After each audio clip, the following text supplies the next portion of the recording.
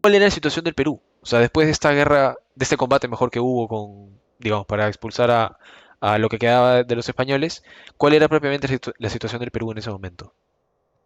Bueno, para el inicio de la guerra, la situación económica del Perú y militar también está bastante venida a menos. Los Ya. gobiernos anteriores a Prado habían tenido en algún momento intenciones incluso de repotenciar la escuadra peruana, que para 1866 realmente se había repotenciado y tenía, digamos, tenía barcos nuevos en aquel entonces, pero muchos años después, en 1879, ya barcos como la Independencia o el Huáscar, que si bien es cierto, seguían siendo potentes por su condición de fragatas o monitores blindados, tenían, digamos, un poder de fuego respetable y una velocidad mucho más grande que la media, ya, digamos, palidecían en capacidades contra las fragatas nuevas que había adquirido Chile, ¿no?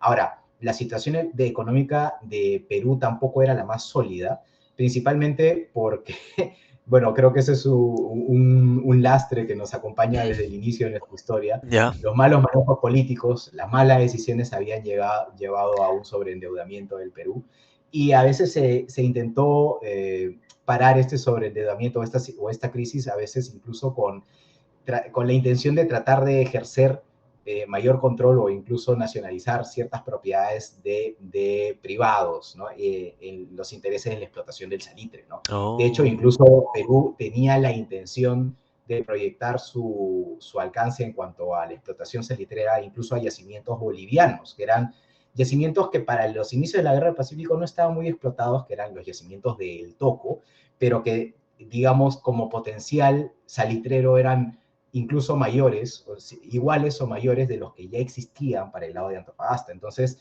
igual Perú igual estaba jugando sus cartas en aquel entonces y creo que todos los países tenían cierto interés por la guerra, a pesar de que también la clase, bueno, los dirigentes, como el presidente chileno y el presidente peruano, no querían derivar en la guerra. De hecho, es muy curioso cuando ocurren las negociaciones de paz, ¿no? ajá, En Santiago, realmente, y uno ve o lee el libro de Lavalle, que es justamente el plenipotenciario claro. peruano enviado a Chile para negociar la paz. Si uno lee bueno, no su diario, pero digamos el libro que él escribe dando cuenta de cuál fue su experiencia en Chile, relata la gran cantidad de oportunidades que el presidente chileno y sus ministros y los amigos íntimos de Aníbal Pinto, que es el presidente chileno, ¿no? Mencionaron de que Chile no tenía ninguna querella ni ninguna disputa con Perú. E incluso llegan a ofrecerle, oye, ¿por qué mejor nosotros no nos aliamos en lugar de que tú mantengas una alianza con Bolivia, ¿no? Pero claro, nuevamente los temas o sea, las grandes distancias en la comunicación Sí, impedían a Lavalle poder negociar algo que estuviera fuera de sus instrucciones. La única forma de poder recibir nuevas instrucciones era por el cable o por telégrafo. telégrafo y siempre existía la posibilidad de que alguien interceptara o estuviera haciendo espionaje y lógicamente las comunicaciones tampoco eran tan confiables. Entonces, realmente la posibilidad que tenía Lavalle de variar los términos que le habían entregado eran muy limitadas. Y creo que eso devino en que, bueno, eso y a una clara torpeza del Ministerio de Relaciones Exteriores de aquel entonces de Perú, ¿no?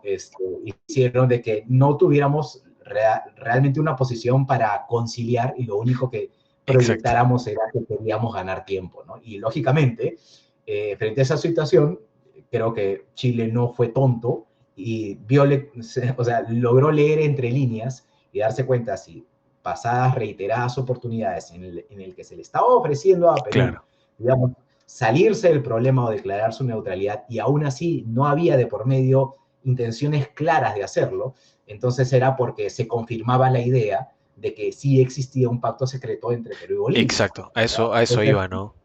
Claro, ¿no? tener un Y pacto bueno, esa secreto. lectura entre líneas realmente la llegan a confirmar, ¿no? Porque nuevamente un plenipotenciario chileno en Lima habla con el propio Prado y el propio Prado le dice que lamentablemente no puede deshacerse del pacto que une a Perú con Bolivia.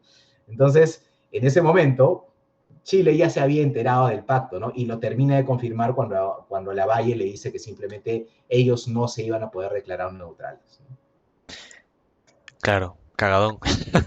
Claro, una pésima gestión de principio a fin, claro. Pésimo. Mandan al señor este a que haga ahí como que, ok, a ver qué puede solucionar, pero llega información por otro lado, sale lo del pacto secreto, entonces es como, ¿qué hago? O sea, para qué me has mandado si al final ya la cagaron? O sea, Lavalle fue realmente, yo, seguramente con muchas intenciones de lograr un cambio, pero me parece que en el trasfondo lo que Perú quería, o no sé si quería ganar tiempo, probablemente en el peor de los casos sí quería ganar tiempo. ¿ganar tiempo para qué? Estoy también seguro de que quería evitar la guerra, porque al menos Prado sabía de que el fisco peruano estaba dilapidado y que la potencia militar del Perú ya no era la que había sido hace unos años atrás, ¿no? Pero en el fondo también sabía que no podía rehuir del pacto secreto por nuevamente los temas de honor. Entonces, eh, existiendo un tratado secreto, ya quiera o no, Prado tenía un vínculo del cual no podía rehuir, ¿no? Y creo que eso es una de las grandes tragedias, ¿no? Que no supimos reconocer en su momento cuando un pacto era malo, ¿no? Sí, exacto, exacto. Y justo eso iba también te quería preguntar, porque lo mencionaba al principio en la introducción que decía, ¿no? Que nosotros sabemos, ok, hubo tal guerra y tal, pero exactamente cuál fue el detonante de la guerra. Entiendo que en un momento también, cuando hay esta disputa por los territorios que Bolivia reclamaba como suyos, ocupados por chilenos para la extracción del salitre, ¿cómo se llama? El que era un militar que fue, que al final terminó siendo presidente de Bolivia. ¿Deza puede ser? ¿El general Deza? Sí. Claro, Daza. Eso, ok. Ajá. Daza, eso. Daza. Hilarión Daza. Él mismo, él mismo. Sí, un fuerte abrazo ahí a... No, mentira. Claro, ocurre que este señor, en ese momento también, entiendo que la economía de Bolivia estaba muy mal, muy, muy mal. Entonces, lo que hacen es, dicen los chilenos, ok, puedes extraer, pero este, necesito que pagues más impuestos para poder recaudar más y darle un poco más a mi nación. Y claro, Chile dice, yo no te puedo pagar más porque en el acuerdo está que por veintitantos años esto es lo que se tiene que pagar. Y él dice, no, los huevos, me tienes que pagar o si no, hacemos ahí un bloqueo. Entonces hay un movimiento militar y básicamente es cuando comienza el conflicto, ¿no es cierto? Claro, bueno, a ver, he logrado contrastar versiones chilenas y bolivianas respecto de qué tan legítimo era la posición de cada uno. Ok, Y claro, ¿qué ocurre? Y voy a tratar de ponerlo en palabras sencillas porque ahorita no quiero hablar de paralelos y hasta dónde llegaba la por favor. frontera y qué decía cierta carta que le dio Ya, cierta, digamos, derechos a un país respecto a un territorio, porque creo que sería complejizar innecesariamente la conversación. Pero lo cierto es de que ante la disputa territorial, ambas partes firman, hasta en dos oportunidades, exacto, acuerdos que fijaban las bases para, digamos, trazar la línea que iba a demarcar la soberanía de cada país, ¿no? exacto. Entonces, en el momento que tú aceptas esas condiciones y se entiende que las has aceptado porque las has leído, ¿no? Entonces, las cosas, las reglas del juego están claras, ¿no? Y quizá esta es una visión un poco legalista del asunto, pero Pero, finalmente de eso se tratan los contratos, ¿no? Estás pactando ciertas cosas y en el exacto. momento que las desconoces, básicamente lo que estás haciendo es rompiendo el contrato. Entonces, la posición chilena, que valgan verdades, digamos que es la que me parece la más equilibrada, y con eso no digo que no hayan puntos a favor de los bolivianos, sino que, vamos, los chilenos, o bueno, Chile acepta ciertas condiciones o cierta delimitación territorial a cambio de ciertas condiciones, ¿no? Que no se suban los impuestos. Ahora, valgan verdades, el impuesto que había al momento de la firma del segundo tratado de paz era irrisorio, Claro, era mínimo. en verdad era muy bajo. Creo que incluso la cifra la pongo en el video número uno, versión extendida. 10 Era centavos, creo que... muy, Sí. era uno, no, ni siquiera, bueno, quizás 10 centavos en esa época no tenía el valor que ahorita le damos, ¿no? Pero digamos, había una tasa fija establecida para los derechos de extracción del petróleo, que era una tasa muy pequeña. Entonces, claro, lógicamente pasó el tiempo y el potencial salitrero comienza a descubrirse y a desarrollarse más, y para los bolivianos ya no fue tan buen negocio, Claro, ya no es o rentable. ya no sonó tan buen negocio haber firmado en su momento un impuesto fijo que de por sí ya era pequeño.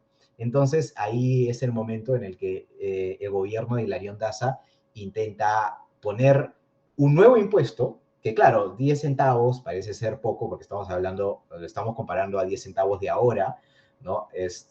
Pero creo que no consideramos primero el valor real que podían haber tenido 10 centavos en aquella época y proyectarlo por los kilómetros o bueno, las toneladas de extracción del salitre que existían, ¿no? Entonces, parece 10 centavos como que una miseria, pero para un Estado que necesitaba realmente ingresos para solucionar graves problemas nacionales de hambre y de infraestructura, como lo era Bolivia en aquel entonces, sí necesitaban esos recursos. Ahora, si bien es cierto, existe un reclamo legítimo de que, oye, pero es un impuesto de 10 centavos, claro, pero cuando tú quieres imponer nuevas condiciones, tienes quizá dos alternativas, ¿no? La primera es lo que hizo Hilarión Daza, poner sus condiciones y decirle, bueno, si no quieres, voy a nacionalizar todo o te quito los derechos de la Claro. explotación del salitre, o podrías hacer, si digamos tienes una posición un poquito más equilibrada, decir, vamos a renegociar el contrato, ¿no? Que parece ser lo más salomónico y fue de hecho lo que en algún momento Chile le ofrece a Bolivia, ¿no? Existe una cláusula al segundo tratado de límites, que es adicionada posteriormente, que abría el paso que ante cualquier controversia las partes pudieran acudir a un arbitraje. Exacto. Eventualmente, cuando el gobierno chileno no obtiene contestación del gobierno boliviano respecto de la llamada al arbitraje, ¿no? o respecto de, oye, me está subiendo el impuesto, Chile invoca la figura del arbitraje y por algún momento, si bien es cierto, hay un silencio ahí medio raro por parte del gobierno boliviano, eventualmente sí hay una contestación que parece indicar de que va a ocurrir la aceptación de un arbitraje. Pero eventualmente, o en ese lapso, ocurre justamente la decisión de Daza de revocar los derechos de la explotación del salitre a estas empresas que estaban en su mayoría constituidas por empresarios chilenos, ¿no? Claro, que eran empresas Y privadas. nada, el Estado boliviano esos bienes. Entonces, en ese momento, ya la figura del arbitraje, pues, ya había perdido sentido. Y entonces, lo que los chilenos pensaron, seguramente pensaron, fue, ok, me acaban de desconocer los derechos, primero me impusieron el impuesto, después se retrotrajeron en su idea de imponer el impuesto, pero lo que hicieron fue quitarme los derechos de la expropiación. Entonces, si hemos llegado a este punto, yo no tendría por qué seguir considerando que el tratado que firmamos sigue teniendo alguna validez. Claro, es legítimo, exacto. Entonces, para volver a foja ceros, lo que yo tengo que hacer es reclamar el territorio al que yo accedí, del que yo accedí desprenderme con ciertas condiciones que tú has decidido incumplir, ¿no? Y ahí es que las dos partes tienen diferentes interpretaciones, ¿no? Manja. Importante eso. Claro, y es en ese momento también que claro, justo habían hecho este pacto entre Bolivia y Perú, ¿no es cierto? Que básicamente era el pacto secreto este, que lo que, bueno, así rápido decirlo, Bolivia era una especie de blindaje en caso de que haya un conflicto, ¿no es cierto? O sea, pedir apoyo a Yo Perú. creo que la gran mayoría de la clase política y militar en el Perú quería la guerra. Probablemente Ah, ¿en serio? Prado no la quería porque sabía, primero porque no tenía motivo, seguramente se recordaba que en algún momento había sido aliado con Chile y Ya. realmente, incluso si no hubiera existido ese vínculo, pues yo creo que siendo presidente y sabiendo reconocer que tu estado no está pasando por el mejor de los tiempos, lanzarte una guerra sin contar con los medios o contar con medios menores potencialmente a los de tu enemigo, podía no ser un buen negocio, ¿no? Sin embargo, la gran mayoría de peruanos, sea de la población o sea de las clases dirigentes, sí anhelaba la guerra porque creía que podía extraer de ella algún provecho. Y esto que estoy diciendo no es que me lo estoy inventando, incluso lo van a poder leer Qué en el libro de locos. Basadre. Todos, o bueno, no todos, pero sí la gran mayoría, incluso facciones contrarias, estaban a favor de que hubiera una guerra, ¿no? Y en Bolivia creo que Daza contaba mucho con el hecho de que podía ponerse un poco altanero con los chilenos, porque sabía que Tenía el respaldo de hacia Perú. atrás tenía un Perú que lo iba a apoyar. Entonces, creo que en Daza estaba convencido de que las cosas se iban a arreglar de manera militar, En el Perú, la clase política tenía la idea de la guerra, a pesar de que Prado parece no haberla compartido, al menos de las fuentes que he podido leer. Y en Chile también mucha de la población miraba con cierto recelo a los peruanos. También había una clase, sobre todo empresarial, que veía en la guerra una oportunidad, porque significaba o sea, quedar bajo que las posibles empresas mineras y salitreras quedaran bajo jurisdicción del gobierno chileno, que era un aliado, y mucha de la estructura corporativa o accionaria de estas empresas incluso pertenecía a agentes del gobierno. Entonces, digamos que era un mejor business para ellos tener como administrador a un Estado aliado que a un Estado como Bolivia que tenía o podía ser menos estable, Claro, ¿no? Pero una de las cosas que dice Lavalle en su libro es que, y de hecho lo documenta bastante bien, es que él conversa en múltiples oportunidades con Aníbal Pinto y sus ministros, y en varias oportunidades le dicen, oye, no se metan en este business, el problema no es con ustedes, pero lamentablemente Lavalle nuevamente no tenía la capacidad de claro, poner variar las instrucciones que le habían dado. claro. Ese señor fue prácticamente a conversar nada más con Pinto.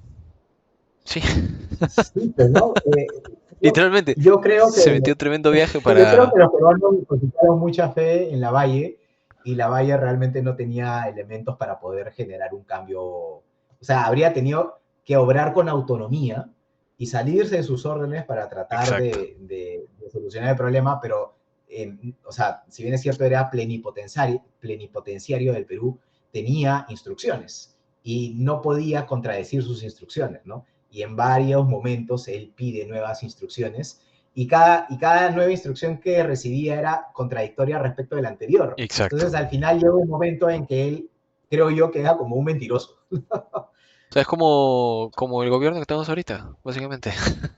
O sea, Bueno, creo que la gran tragedia del Perú es que estamos condenados a vivir los mismos ay, errores. ay. Uf.